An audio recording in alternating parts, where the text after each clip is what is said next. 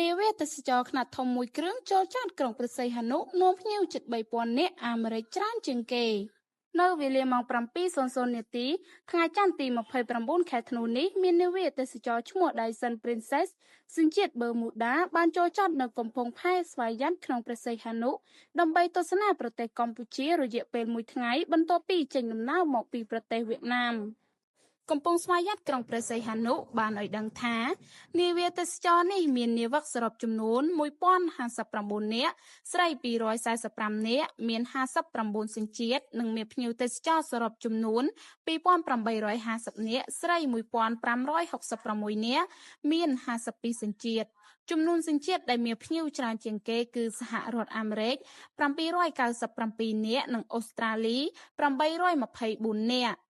បើតាមប្រភពខាងលើនាវាទេសចរនេះនឹងចាក់ចេញទៅប្រទេសថៃនៅវេលាម៉ោង 4:00 នាទីនៅថ្ងៃដដែល